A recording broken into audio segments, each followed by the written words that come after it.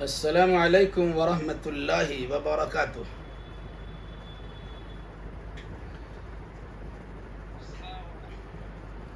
ان الحمد للہ نحمده ونستعینه ونستغفره ونعوذ باللہ من شرور انفسنا ومن سیئات اعمالنا من يهده الله فلا مضل له ومن يضلل فلا هادي له واشهد ان لا اله الا الله وحده لا شريك له واشهد ان محمدا عبده ورسوله اما بعد فإن خير الحديث كتاب الله وخير الهدي هدي محمد صلى الله عليه وسلم وشر الأمور محدثاتها وكل محدثة بدعة وكل بدعة ضلالة وكل ضلالة في النار۔ أعوذ بالله السميع العليم من الشيطان الرجيم، بسم الله الرحمن الرحيم۔ وقال الرسول يا رب إن قوم اتخذوا هذا القرآن مهجورا۔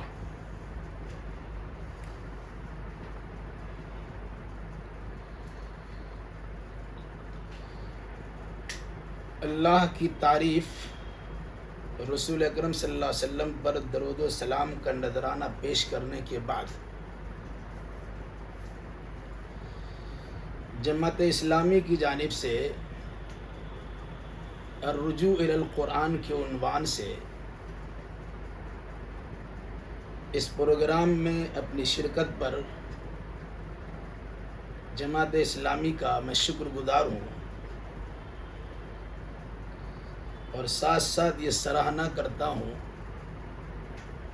کہ وقت کی ضرورت کے پیش نظر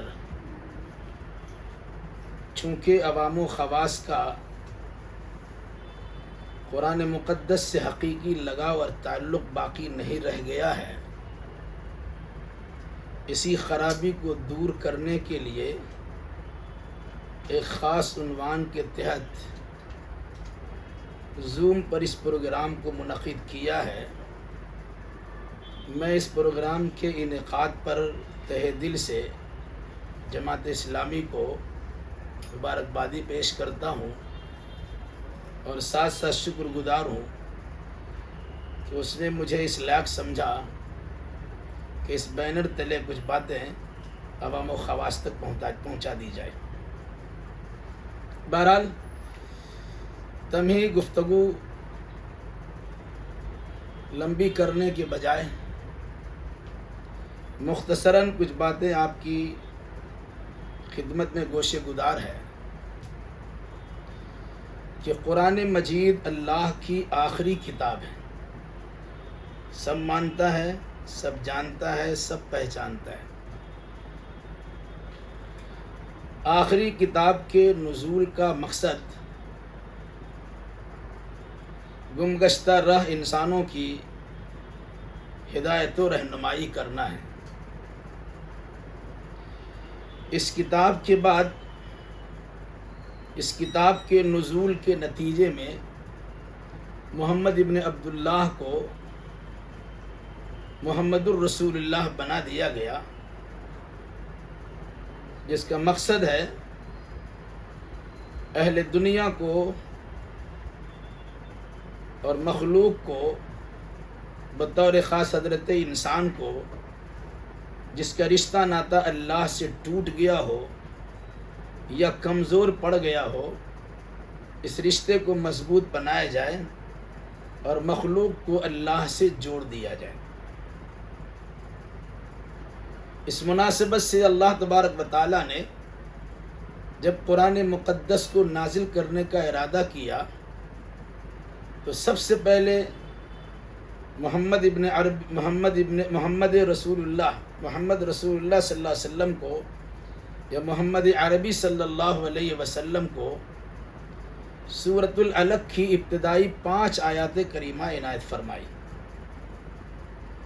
جس میں بطور خاص یہ حکم دیا گیا کہ سب سے پہلے آپ پڑھائی کیجئے تاکہ حالات کا جائزہ لینے کے بعد گمگشتہ راہ انسانوں کی ہدایت و رہنمائی بڑے اچھے انداز میں آپ کر سکیں، جس کے ذریعے سے ایک علم کی اہمیت و فضیلت کو بیان کیا گیا اور مخلوق کا رشتہ خالق سے جوڑنے کی صورت پیدا کی گئی۔ اچھی طرح معلوم ہونا چاہیے کہ قرآن کا سب سے پہلا پیغام تعلیم ہے اور دوسرا پیغام تبلیغ ہے۔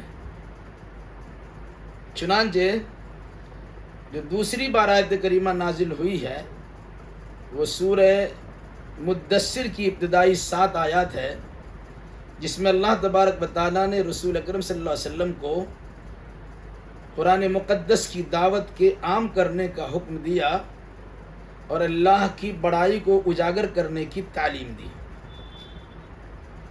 موجودہ دور میں مسلمانوں کا رشتہ اگر قرآن مجید سے جڑا ہوا ہوتا تو جو آج ہمارے حالات ہیں، ذلت و خواری کا سما بدھا ہوا ہے، پسپائی اور پستی کے گڈھے میں ہم گرتے نظر آ رہے ہیں، تو ایسی صورتحال نہیں ہوتی۔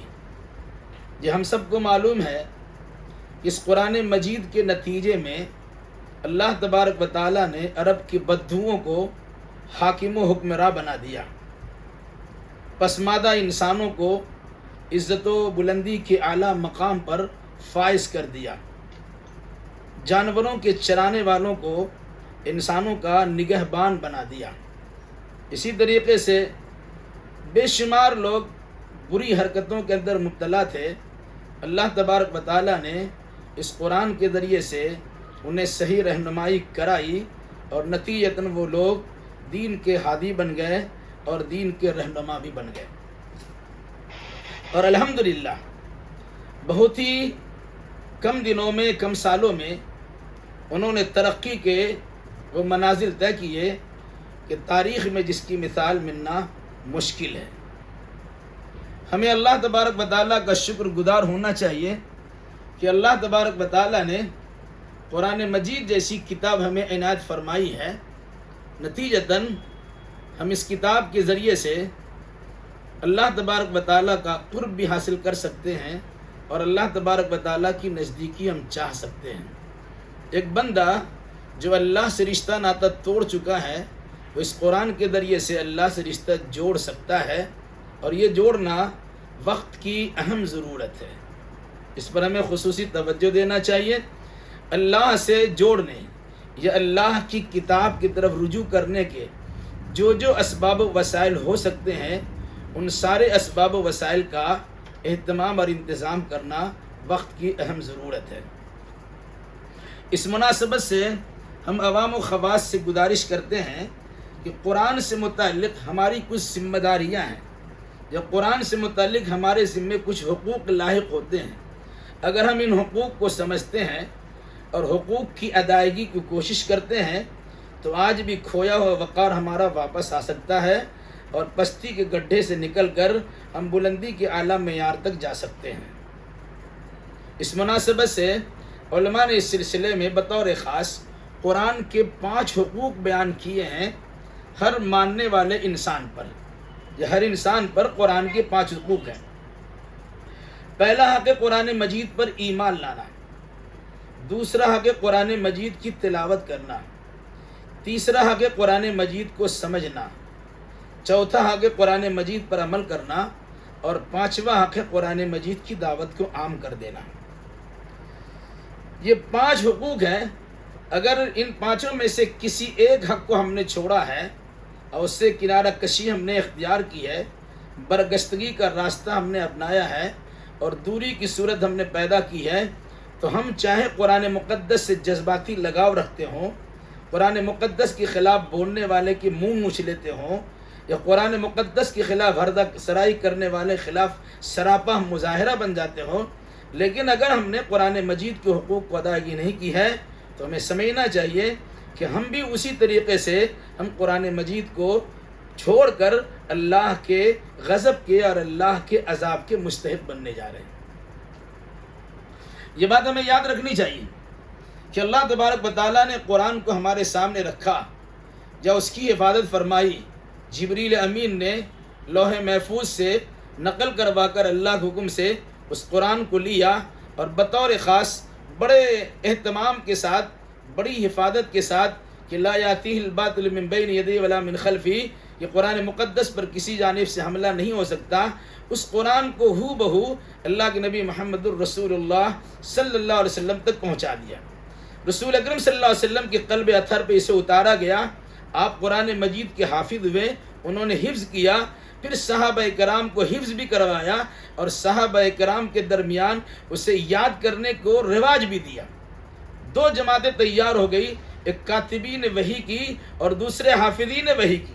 حفاظت کرنے والے بھی افراد ہوئے زبانی یاد کر کے، اور حفاظت کرنے والے افراد ہوئے کتابت کر کے۔ یہ در حقیقت اللہ تبارک و تعالیٰ نے امی محض کی زبان سے قرآن مقدس جیسے بلاغت و فصاحت پر مشتمل کلام کو نازل کر کے دنیا والوں کو یہ تاثر دیا، یہ تعلیم دی ہے، یہ قرآن کسی انسان کا کلام نہیں ہے، یہ اللہ تبارک و تعالیٰ کا کلام ہے۔ اس کلام سے اگر کوئی انسان رشتہ جوڑتا ہے تو وہ انسان اللہ کی بارگاہ میں اونچا مقام حاصل کرتا ہے۔ اس سلسلے میں قرآن مجید کی آیت یاد رکھیے، بل ہوا قرآن مجید فی لوح محفوظ، بلکہ یہ قرآن مجید ہے جو لوح محفوظ کے اندر محفوظ ہے۔ قرآن کی صفت مجید بیان کی گئی۔ مجید بزرگی کے معنی میں ہے، مجید رفت شان کے معنی میں ہے، رفت یعنی مجید اونچا مقام حاصل کرنے کے معنی میں۔ آپ دیکھیے، جو انسان بھی قرآن مجید سے رشتہ جوڑتا ہے، اللہ تبارک و تعالیٰ کی نگاہ میں، رسول اللہ کی نگاہ میں، عام مسلمانوں کی نگاہ میں وہ انسان باوقار بن جاتا، قدر و منزلت کا حامل بن جاتا۔ میں اس سلسلے میں چند مثالیں آپ کو دوں، سمجھنے میں آسانی ہوگی۔ قرآن مجید اللہ تبارک و تعالیٰ کا کلام ہے، اسے حفاظت کرنے کے لیے باضابطہ لکھایا گیا۔ قرآن کو کاغذوں پر لکھا گیا، پتھیوں ابھی لکھا گیا، کاغذ بھی لکھا گیا، یا اس سے پہلے پتھیوں پر، ہڈیوں پر، جھلیوں پر، چمڑیوں پر، بہت ساری چیزوں پر اس قرآن کو لکھوایا گیا تھا۔ آج الحمدللہ قرآن کاغذ میں ہمارے پاس موجود ہے، ہمارے پاس انٹرنیٹ کی دنیا میں اب سوشل میڈیا کے ذریعے سے اس کی تبلیغ و اشاعت بھی ہو رہی ہے، کتابی شکل میں بھی ہے، ہارڈ کاپی بھی ہے، سافٹ کاپی بھی ہے۔ یہ ساری چیزیں جس کی حفاظت اللہ تبارک و تعالیٰ نے کروائی ہے، جس کا مقصد کیا تھا کہ جو انسان اس قرآن سے رشتہ کسی بھی اعتبار سے جوڑتا ہے، اللہ تبارک و تعالیٰ اس کے مقام منصب کو بڑھا دیتا ہے۔ جیسے اب دیکھ لیجئے، انسان تو انسان اگر بے جان چیز کا رشتہ قرآن مقدس سے جڑتا ہے تو وہ بے جان چیز بھی انسان کی نگاہ میں قدر و منزلت کی حامل ہو جاتی ہے۔ جیسے کاغذ پر قرآن لکھا گیا، کاغذ کا ٹکڑا جس پر عربی کچھ عبارتیں ہوں اور وہ سڑک کنارے پڑی ہوئی ہو، وہ ٹکڑا پڑا ہوا ہو، ایک انسان پیا ہوا بھی ہو، مستان بھی ہو اور اس طرح سے نشے میں چور بھی ہو، لیکن اس کی نگاہ میں اگر پہنچ جاتی ہے یہ کاغذ پہ عربی لکھی ہوئی ہے، یہ قرآن مجید کی زبان لکھی ہوئی ہے، پتہ نہیں اس کو کیا اس میں لکھا ہوا ہے، لیکن اس کے باوجود وہ انسان اسے اٹھاتا ہے اور اپنے عقیدے کے مطابق اس کی چوما چاٹی کرتا ہے، اپنے آنکھوں سے لگاتا ہے، اپنے لبوں سے سٹاتا ہے، وہ جس کا جو عقیدہ ہوتا ہے، اور پھر اس کے بعد قرآن مجید کے ان لکھے ہوئے ان کاغذ کے ٹکڑوں کو کسی اونچے مقام پہ رکھ دیتا ہے۔ کیوں بھائی؟ اس میں صرف قرآن مقدس لکھا ہوا ہے یا قرآن کی زبان عربی میں کچھ لکھا ہوا ہے؟ کیوں؟ یہ در حقیقت قرآن سے رشتہ جوڑنے کا نتیجہ تھا۔ اس کاغذ کا رشتہ قرآن سے جڑا تو انسان کو اللہ تبارک و تعالیٰ نے یہ توفیق دی کہ کاغذ کا بھی احترام کیا جائے۔ اب قرآن مجید کو پڑھتے ہیں رحل پر رکھ کر، چاہے پلاسٹک کا ہو یا لکڑی کا ہو، اب اس پہ رکھ کے پڑھتے ہیں، اور آپ دیکھ لیجئے کہ جہاں قرآن مجید ہوتا ہے اس لکڑی کے حصے کو یا اس رحل نامی چیز کو وہی رکھا جاتا ہے، اس کا بھی ادب و احترام کیا جاتا ہے۔ جبکہ آپ کے پاس بہت ساری چیزیں ایسی ہیں کہ آپ نے اس لکڑی کا استعمال کھڑون کے طور پر بھی کیا ہے، بیڈ کے طور پر بھی کیا ہے، دروازے کے طور پر بھی کیا ہے، اور بہت ساری چیزوں میں استعمال کیا ہے، لیکن اس کا وہ مقام نہیں ہے، وہ وقار نہیں ہے، وہ عظمت و رفت نہیں ہے، وہ بزرگی نہیں ہے جو اس لکڑی یا اس پلاسٹک کے ساتھ ہے جس کا رشتہ قرآن مجید سے جڑ گیا ہے۔ اسی طریقے سے آپ دیکھتے ہیں کہ قرآن مجید کے ساتھ ایک غلاف ہوتا ہے جسے عام طور سے جزدان کہتے ہیں، وہ کہنا صحیح نہیں ہے، درست یہ ہے کہ غلاف ہو، کہ غلاف اس کا نام دیا جائے برسہ برس یا مہینوں سے اونچی جگہ پر رکھنے کے نتیجے میں جہاں آپ کا ہاتھ نہیں پہنچتا ہے، اتارنے کی توفیق نہیں ملتی ہے، عمل پڑھنے کا جذبہ نہیں ہوتا، عمل کرنے اور اس کی دعوت کو عام کرنے کی بات ہو تو دور دور تک اس کا کچھ معاملہ نظر نہیں آتا۔ لیکن اگر کسی وقت میں اسے اتارنے کی نوبت آ جائے، دکان و مکان کی خیر و برکت کے لیے تلاوت کرنے کی باری آ جائے، کسی کی روح نکلوانے کے لیے سورہ یاسین پڑھنے کی نوبت آ جائے، یا پھر قرآن مجید کو خیر و برکت کے لیے پڑھا جائے، یا قرآن خوانی کے نام پر اس کی تلاوت کے لیے استعمال کرنے کی کوشش کی جائے، تو ایسا ہوتا ہے کہ انسان اسے اتارتا ہے، اس غلاف پہ گرد و غبار پڑا ہوا ہوتا ہے، اسے نفرت کے ساتھ پھینکتا نہیں ہے، بلکہ انسان سوچتا ہے یہ غلاف اگرچہ میلا کچیلا دکھتا ہے لیکن اس کا رشتہ قرآن مجید سے جڑا ہوا ہوتا ہے، اب اسے بڑے ادب و احترام کے ساتھ رکھتے ہیں، پھر اس کی صفائی ستھرائی کا بندوبست بھی کرتے ہیں، یہ صرف اس لیے ہے اس کپڑے کا رشتہ قرآن مجید سے جڑا ہے۔ اسی طریقے سے آپ دیکھ لیجئے کہ رمضان کا مہینہ ہمارے سامنے ہے۔ رمضان ایک بے جان چیز ہے، مہینہ جس میں قرآن مجید کا نزول ہوا وہ تمام 11 مہینوں سے بہتر مہینہ قرار پایا۔ اسی ماہ رمضان میں ایک رات ہے جنہیں ہم شب قدر کہتے ہیں، لیلۃ القدر کہتے ہیں، اس لیلۃ القدر اور شب قدر میں قرآن مجید کا نزول ہوا، تو اس رات کی عظمت کا اعتبار ہمارے اللہ تبارک و تعالیٰ نے اس طرح کرایا کہ انا انزلناہ فی لیلۃ القدر وما ادراک ما لیلۃ القدر لیلۃ القدر خیر من الف شہر۔ لیلۃ القدر 1000 مہینوں سے بہتر ہے، وہ تو بے جان چیز ہے۔ تو بے جان چیز میں قرآن مقدس کا نزول ہوا، اس کو اللہ تبارک و تعالیٰ نے عظمت و بلندی کے اعلیٰ مقام تک پہنچا دیا۔ رمضان کا مہینہ سب سے بہتر مہینہ اس لیے قرار پایا، اس میں قرآن مجید کا نزول ہوا۔ شب قدر تمام 1000 مہینوں سے بہتر رات اس لیے قرار پائی کہ اس میں قرآن مجید کا نزول ہوا۔ اور اسی طریقے سے کاغذ کا وہ ٹکڑا قابل اعتبار اس لیے سمجھا گیا کہ اس حصے پہ قرآن کی زبان یا قرآن کی آیتیں لکھی ہوئی ہیں۔ پلاسٹک یا لکڑی کا وہ ٹکڑا جسے رحل کے طور پہ استعمال کیا جاتا ہے، اس کی تعظیم و تکریم اس لیے بجا لائی جاتی کہ اس کا رشتہ قرآن مجید سے جڑا ہوا ہے۔ میلا کچیلا کپڑے کا بھی اعتبار کیا جاتا، اسے ادب و احترام کے ساتھ اس لیے رکھا جاتا ہے کہ اس کے ساتھ بھی قرآن مجید کا رشتہ جڑا ہوا ہے۔ اب اندازہ لگائیے، جس انسان کے سینے میں قرآن مجید کی آیتیں ہوں اور جس انسان کے دل و دماغ میں قرآن مجید کے مفہوم اور معانی ہو، اس کا عالم کیا ہوگا۔ جب ان بے جان چیزوں کی تعظیم کی جاتی، تکریم بجائے لائی جاتی، اعتبار کیا جاتا، احترام کیا جاتا، عزت کی جاتی، بلند مقام پہ رکھا جاتا ہے، تو جو انسان اپنے سینے میں قرآن کو جمع کرتا ہے اور جس انسان کے دل و دماغ میں قرآن مجید کی تعلیمات رچی بسی ہوئی ہو، ایسے انسان کو اللہ تبارک و تعالیٰ کبھی سائے نہیں کر سکتا ہے، اسے ذلت و خواری کے دلدل میں گرا نہیں سکتا۔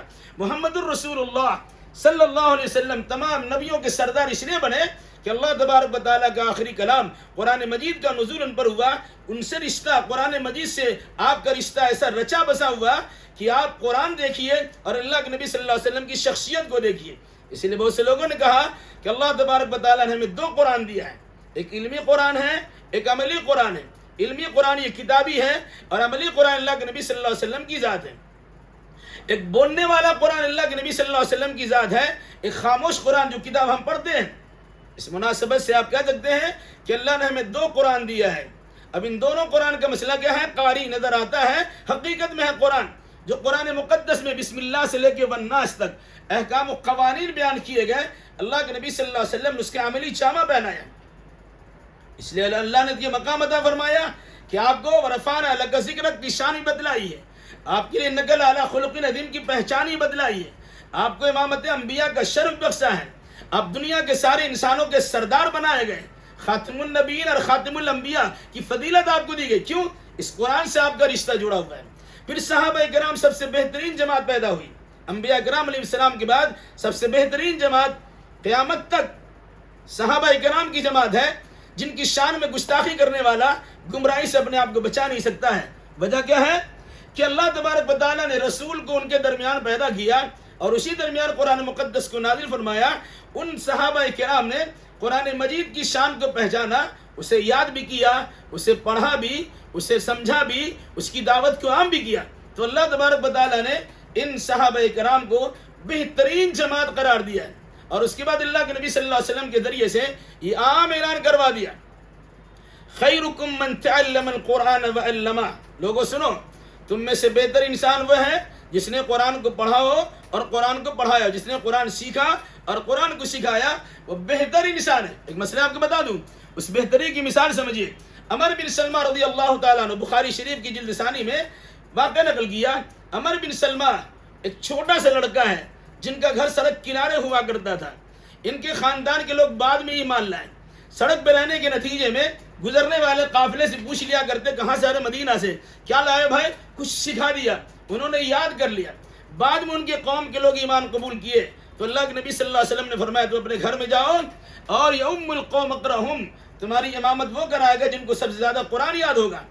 اس قوم کے لوگوں نے کھوجا اور تلاش کیا کہ ہمارے محلے میں، ہمارے خاندان میں، ہمارے علاقے میں سب سے زیادہ کس کو قرآن یاد ہے.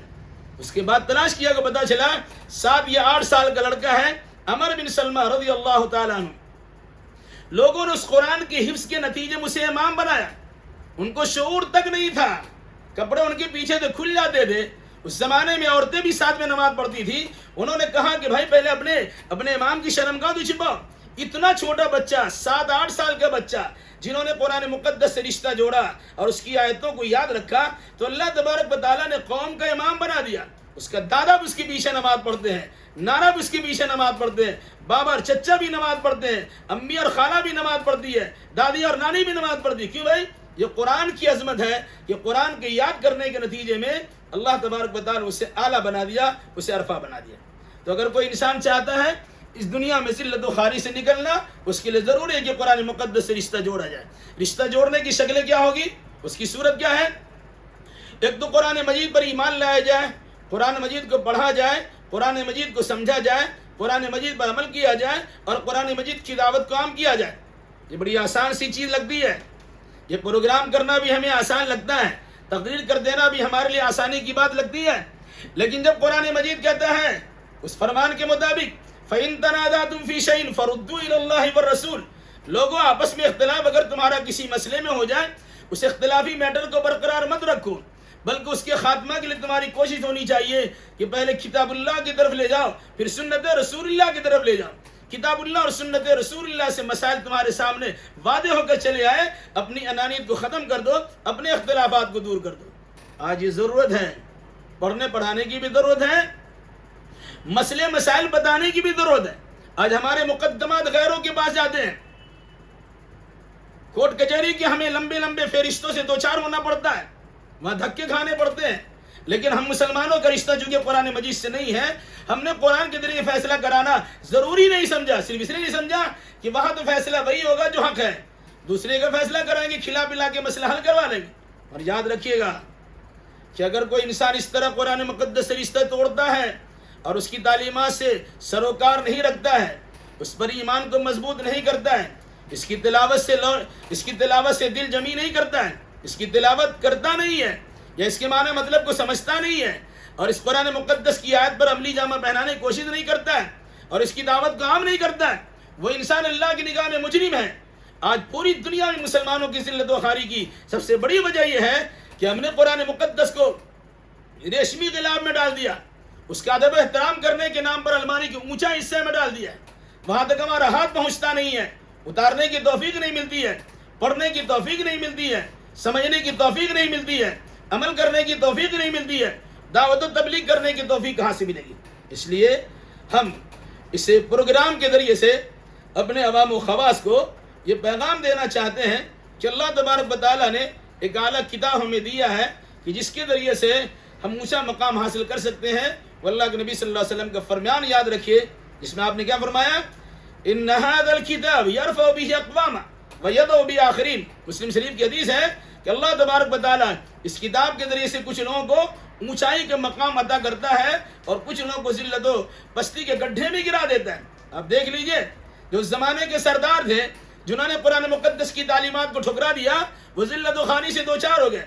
جو اس زمانے کے غلام تھے وہ سیدنا بلال ہو گئے. حضرت بلال حبشی رضی اللہ تعالیٰ عنہ کالا کلوٹا غلام ہے، لیکن قرآن پر ایمان لانے کے نتیجے میں اللہ نے یہ وقار بخشا ہے کہ عمر ابن خطاب رضی اللہ تعالیٰ عنہ حضرت بلال حبشی کہا کرتے، کتنا بلال کہا کرتی، بہت بڑی چیز ہے. تو اللہ تبارک و تعالیٰ اس قرآن کے ذریعے سے کچھ لوگوں کو بلندی کا مقام عطا کرتا ہے اور کچھ لوگوں کو ذلت و خواری کے گڈھے میں گرا بھی دیتا ہے. یہ دنیاوی معاملہ ہے. آج ہمارا معاملہ کیا ہے؟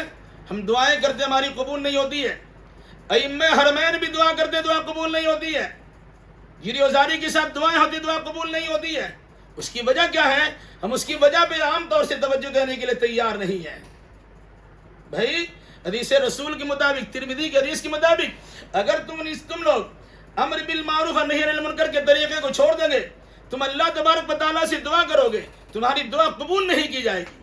آج مسلمانوں کی بہت بڑی تعداد ہے، ذلت و خواری بھی اسی اعتبار سے بڑی ہوئی ہے کہ افراد میں کمی تو نہیں ہے، قرآن پر مر مٹنے والے انسان کی گنتی میں کمی نہیں ہے۔ آج اگر کسی غیر مسلم کی جانب سے زبان کھولا جائے، قرآن کے خلاف ہردہ سرائی کی جائے، ہم اس کی زبان نوچنے کے لیے تیار ہیں، لیکن جب عمل کرنے کی باری آتی ہے ہم خود عمل کرنے کے لیے تیار نہیں ہوتے۔ اس لیے اگر ہم چاہتے ہیں کہ چاہتے ہیں کہ ذلت و خواری سے نجات پا جائے، ہمارا گھر کا ماحول درست ہو جائے، ہمارے علاقے کا ماحول درست ہو جائے، ہماری سوسائٹی کا ماحول درست ہو جائے، ہمارے ملک کا ماحول درست ہو جائے، پوری دنیا کا ماحول درست ہو جائے، تو مسلمانوں کی ذمہ داری بنتی ہے کہ بڑے پیمانے پر قرآن مقدس کی تعلیم کو رواج دیا جائے، قرآن پہ خود عمل بھی کیا جائے، قرآن کی دعوت کو عام بھی کیا جائے، قرآن کے معنی مطلب کو سمجھا بھی جائے، اس کے دروس کا نظام بھی قائم کیا جائے۔ پڑھنے کے اعتبار سے، حروف تہجی کے اعتبار سے، تجوید اور قواعد کے اعتبار سے، بچے اور بچیوں، بڑے عمر کے لوگوں، تعلیم بالغات، بزرگوں کے نام پر یہ سارے معاملات ایسے ہو، ہر ایک کو پڑھنے پڑھانے کے لیے موقع دینا چاہیے۔ اس کی سب سے بڑی وجہ کیا ہے؟ خود اللہ کے نبی محمد الرسول اللہ صلی اللہ علیہ وسلم پہ قرآن کو نزول ہوا، 40 سال میں انہیں پڑھنے کا حکم ملا۔ آج 10 سال کے بچے ہو جائے اب کیا پڑھیں گے؟ 10-20 سال کے لوگ ہو جائے اب کیا پڑھیں گے؟ دنیاوی تعلیم کے لیے کوئی عمر متعین ہو سکتی ہے، لیکن قرآنی تعلیم کے لیے کوئی عمر نہیں ہے۔ اخیر دم تک آپ کو پڑھنے کی اجازت ہے، یا پڑھنے کا حکم ہے۔ خود اللہ کے نبی صلی اللہ علیہ وسلم نے 40 سال کی عمر میں پڑھنا شروع کیا اور 63 سال کی عمر تک پڑھتے رہ گئے۔ قرآن مقدس کا نزول ہوتا رہا اور آپ اسے یاد کرتے رہے، اسے پڑھتے رہے، اس کی دعوت کو، اس کی تعلیم کو ہم عام کرتے رہے، اللہ کے نبی صلی اللہ علیہ وسلم عام کرتے رہے۔ تو ہماری ذمہ داری کیا ہوتی ہے؟ ہر شعبہ جات میں قرآن کا نظام قائم کیا جائے، ترجمہ پڑھنے پڑھانے کا اہتمام کیا جائے، صحیح تلفظ کی ادائیگی کے ساتھ تجوید کی رعایت کرتے ہوئے قرآن پڑھنے کا ایک انتظام ہونا چاہیے، ہر جگہ انتظام، سارے مساجد میں انتظام ہونا چاہیے۔ کرسچنوں کے سارے گرجے، ان کے اسکول بھی ہوتے ہیں، لیکن مسلمانوں کی بڑی بڑی مسجدیں، کروڑوں کے صرفے پہ تیار مسجدیں، وہاں علم سے دوری پائی جاتی ہے اور قرآن مقدس سے رشتہ وہاں کمزور بھی نظر آتا ہے۔ تلاوت کی حد تک پڑھ لیتے ہیں، خطبہ جمعہ کے طور پر کچھ سن لیتے ہیں، کچھ عام پروگرام کر لیتے ہیں، لیکن جو مستقل ہونا چاہیے اس قسم کی چیزوں پہ ہم توجہ نہیں دیتے۔ ہم شکر گزار جماعت اسلامی کا کہ جنہوں نے اس سلسلے میں توجہ دی ہے اور باضابطہ رجوع الی القرآن کے عنوان سے ایک پروگرام کیا ہے اور عوام و خواص تک یہ دعوت پہنچانے کی کوشش کی ہے۔ اللہ ان کی کوشش کو برابر فرمائے اور شرف قبولیت بخشے۔ اخیر میں جو بات کہنا چاہتا ہوں، جس میں جو آیت تلاوت کی گئی تھی، وقال الرسول یا رب ان قوم اتخذوا هذا القرآن مہجورا، اللہ کے نبی صلی اللہ علیہ وسلم کے بارے میں قرآن کہتا ہے کہ کل قیامت کے دن اللہ کے نبی صلی اللہ علیہ وسلم اللہ کی بارگاہ میں امت کے خلاف شکایت کریں گے۔ عقیدہ یاد رکھیے گا، اگر کسی انسان کے حق میں رسول اکرم صلی اللہ علیہ وسلم نے سفارش کر دیا، وہ انسان جہنم میں جل کر کوئلہ بن چکا ہوگا۔ وہ اللہ کے نبی صلی اللہ علیہ وسلم کے سفارش کے نتیجے میں اسے نکالا جائے گا، نہر الحیات میں غوطہ دیا جائے گا، جنت میں اسے داخل کر دیا جائے گا۔ لیکن وہی ہمارا عقیدہ یہ بھی رہنا چاہیے، اگر کسی انسان کے بارے میں اللہ کے نبی صلی اللہ علیہ وسلم نے شکایت کر دی، وہ اگر وہ جنت میں نہیں گیا ہے، جنت کے دروازے تک پہنچ بھی گیا اور اللہ کے نبی صلی اللہ علیہ وسلم نعوذ باللہ، 1000 بار نعوذ باللہ، کسی انسان کے بارے میں شکایت کر دیا، وقال الرسول یا رب ان قوم اتخذوا هذا القرآن مہجورا، اے اللہ یہی میرے قوم کے لوگ ہیں جنہوں نے قرآن مقدس کو چھوڑ دیا تھا، تو اس کے بارے میں عقیدہ رکھیے کہ پھر وہ انسان جہنمی میں جائے گا، جنت جا ہی نہیں سکتا ہے، کیونکہ قرآن کہتا ہے کہ جہنم میں وہی رہ جائے گا، الا من حبسہ القرآن، جس کو قرآن روک دے گا وہی جہنم میں جائے گا اور وہ جنت سے محفوظ، جنت سے دور رہے گا۔ اب قرآن کو کس کو روکے گا جہنم سے؟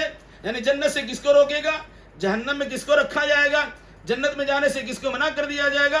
اس سلسلے میں بات یاد رکھیے گا، جس میں بطور خاص کہا گیا کہ اللہ کے نبی صلی اللہ علیہ وسلم فرمایا الا من حبسہ القرآن، جہنم میں وہی باقی رہ جائے گا جس کو قرآن نے روک لیا ہوگا۔ تو اللہ کے نبی صلی اللہ علیہ وسلم کے بارے میں قرآن کا یہ اعلان کہ رسول کہیں گے کل قیامت کے دن کہ میرے قوم کے ان لوگوں نے قرآن کو چھوڑ دیا تھا، چھوڑنے کی شکل کیا ہے؟ ہم نے قرآن تو پکڑا ہی نہیں، چھوڑنے کی کیا بات ہے؟ آج مسلمانوں کا رشتہ قرآن مقدس سے صرف زبانی ہے، وہ جذباتی ہے، بظاہر مذہبی ہے، لیکن قرآن پر عمل کرنے کے اعتبار سے نہیں ہے. جو قرآن پر ایمان نہیں لاتا اس نے بھی چھوڑ دیا. جو قرآن مجید کی تلاوت نہیں کرتا اس نے بھی چھوڑ دیا. جو قرآن مجید کا معنی مطلب نہیں سمجھتا اس نے بھی چھوڑ دیا. جو قرآن مجید پر عمل نہیں کرتا اس نے بھی چھوڑ دیا. جو قرآن مجید کی دعوت کو عام نہیں کرتا اس نے بھی چھوڑ دیا. اس کے علاوہ بے شمار چھوڑنے کی شکلیں ہیں. جن چیزوں کے کرنے کا قرآن حکم دیتا ہے آپ اس کے برخلاف کام کرتے ہیں, آپ نے اسے چھوڑ دیا ہے. جن چیزوں کے کرنے کا حکم دیتا ہے آپ اس کو نہیں کرتے ہیں, ہم نے بھی چھوڑنے والے میں شامل ہو گئے. جن چیزوں سے قرآن منع کرتا ہے ہم اسی کام کو بجا لاتے ہیں. تو سمجھنا چاہیے کہ ہم نے بھی قرآن مجید کو چھوڑ دیا ہے. عوام سے لے کے خواص تک, چھوٹے سے لے کے بڑے تک, عورت سے لے کے مرد تک, محکوم سے لے کے حاکم تک, ایران سے لے کے توران تک, ہر جگہ کا معاملہ یہ ہے کہ آج مسلمانوں کا رشتہ قرآن مجید سے جڑا ہوا نہیں ہے. اس رشتے کے جوڑنے کے متعلق جس قسم کی باتیں کہی جا رہی ہیں اور جس قسم کی باتیں سنائی جائیں گی, جس قسم کا پروگرام لیا گیا, باضابطہ 10 دنوں کے پروگرام رکھا گیا, یا اس مناسبت سے جماعت اسلامی ہند کی طرف سے یا جماعت اسلامی مغربی بنگال کی جانب سے یہ پروگرام لیا گیا کہ ہمیں اسے عام کرنا چاہیے, اس کی دعوت کو اور پیغام کو گھر گھر پہنچانا چاہیے. اس کے لیے قرآن کے ترجمے تقسیم کیے جائیں, قرآن پڑھنے پڑھانے والے لوگوں کو مامور کیا جائے, اسے باضابطہ تنخواہ دے کر متعین کیا جائے, ان کے اخراجات اٹھائے جائیں, کتابیں پہنچائی جائیں, پڑھنے پڑھانے کا نظام قائم کیا جائے, عدالت شریعہ کا قیام عمل میں آئے, قرآن مجید سے رشتہ ناطہ جوڑنے کے لیے عملی شکل بھی پیدا کی جائے. ہم اگر تلاوت قرآن کرتے ہیں تو سمجھنے کی کوشش بھی کرنی چاہیے, اور اس کے علاوہ ہماری ذمہ داری بنتی ہے کہ ہم ہر میدان میں قرآن مجید سے رشتہ جوڑیں. ہمارا معاملہ کیا ہے؟ نماز کے مسئلے میں بحث کرتے ہیں اور دیگر مسائل میں گفتگو کرتے ہیں. وراثت کے مسئلے میں قرآن مجید کو اپنا امام نہیں مانتے. حالات جب خراب ہو جائے, بگاڑ کو دور کرنے کے لیے اصلاح کی نوبت آتی ہے, طلاق کے مسائل آتے ہیں, نکاح کے مسائل آتے ہیں, وراثت کے مسائل آتے ہیں, اور وغیرہ اس کے علاوہ بہت سارے مسائل آتے ہیں. ان تمام مسائل کے حل کے لیے ہم کورٹ کچہری کا دروازہ کھٹکھٹاتے ہیں, ہم قرآن مقدس سے اپنا رشتہ ناطہ نہیں جوڑتے ہیں. جبکہ قرآن نے کیا کہا؟ تعالوا الى کلمۃ سواء بیننا وبینکم الا نعبد الا اللہ ولا نشرک به شیئا ولا يتخذ بعضنا بعضا اربابا من دون اللہ. اس طرح کا پیغام قرآن مقدس نے دیا. منافقین کی پہچان بتلائی گئی ہے. اذا قیل لهم تعالوا الى ما انزل الله الى الرسول رأيت المنافقین يصدون عنك صدودا. میں منافقت کا فتویٰ دینے کے لیے نہیں آیا ہوں, قرآن مقدس کا ترجمہ سناتا ہوں. اگر کسی انسان سے کہا جائے آ جاؤ کتاب اللہ کی طرف, آ جاؤ اللہ کے رسول کے فرمان کی طرف, تو آپ دیکھیں گے منافقوں کا حال کیا ہوگا کہ منافق انسان اس سے رشتہ ناطہ جوڑنے کے بجائے, اس طرف توجہ کرنے کے بجائے وہ اپنا منمانی کرنا شروع کرتے ہیں, اس سے رکتے بھی ہیں اور روکتے بھی ہیں. قرآن مجید کی آیتوں کو اگر پڑھیں گے تو قرآن کیا کہتا ہے؟ وَلَوْ أَنَّهُمْ إِذْ ظَلَمُوا أَنفُسَهُمْ جَاءُوكَ فَاسْتَغْفَرُوا اللَّهَ وَاسْتَغْفَرَ لَهُمُ الرَّسُولُ لَوَجَدُوا اللَّهَ تَوَّابًا رَحِيمًا. اور اس کے بعد فرمایا فَلَا وَرَبِّكَ لَا يُؤْمِنُونَ حَتَّى يُحَكِّمُوكَ فِيمَا شَجَرَ بَيْنَهُمْ ثُمَّ لَا يَجِدُوا فِي أَنفُسِهِمْ حَرَجًا مِّمَّا قَضَيْتَ وَيُسَلِّمُوا تَسْلِيمًا. میرے بھائیو, غور کرنے کی ضرورت ہے. ایک مسئلے پر اگر کوئی انسان اللہ کے نبی کی بارگاہ میں قرآنی فیصلے کرانے کے لیے نہیں پہنچتا, قرآن اس پر کفر کا فتویٰ لگایا اور کہا فلا وربک لا یؤمنون حتی یحکموک فیما شجر بینہم. جب تک آپ کو اپنے اختلافات میں حاکم نہ مان لے اور آپ کے فیصلے کو بلا چونو چرا تسلیم نہ کر لے, آپ کے فیصلے پہ ناک کو چرانے کی کوشش نہ کرے, اگر ایسا ہے تب وہ انسان اللہ کی نگاہ میں مومن ہوتا ہے. اور اگر اس کے برخلاف کیا گیا تو کیا ہوگا؟ ما کان للمؤمن ولا مؤمنۃ اذا قضى الله ورسوله امرا ان يكون لهم الخيرة من امرهم. میرے بھائیوں, اللہ تبارک و تعالیٰ نے بطور خاص اہل ایمان کو مخاطب کرتے ہوئے کہا یہ اللہ کا آخری کلام تمہارے پاس ہے, آخری پیغام تمہارے پاس ہے, آخری کتاب تمہارے پاس ہے, جو دنیا کی تقدیر کو سنوارنے کے لیے, بگڑی کو بنانے کے لیے, خرابی کو دور کرنے کے لیے, اصلاح سماج کے لیے, اصلاح سوسائٹی کے لیے, اصلاح ملک کے لیے, عالمی پیمانے پر امن و شانتی کی بحالی کے لیے قرآن مقدس جیسی عظیم کتاب دی گئی. ہم اس کتاب سے اپنا رشتہ ناطہ جوڑنے کی کوشش کریں اور قرآن مقدس سے رشتہ جوڑ کر ہم عملی جامہ اسے پہنائیں, خود پڑھیں اور پڑھائیں, اپنے گھر میں پڑھنے پڑھانے کا نظام قائم کریں. دور تک پیغام پہنچے گا، لیکن ہم شروع کریں، آج سے شروع کریں، خود بھی قرآن پڑھیں گے، اپنے بیوی بچوں کو قرآن پڑھائیں گے، قرآنی دروس قائم کریں گے، ہر انسان اپنے گھر سے وہ شروع کرے گا، اور ساتھ ساتھ اپنے دوست احباب کو بلائے گا۔ آپ کو پتا ہے کہ اللہ کے نبی صلی اللہ علیہ وسلم جب کہا گیا اقرا پڑھیے تو آپ نے پڑھا، پڑھنے کے بعد کہا گیا یا ایھا المدثر قم فانذر۔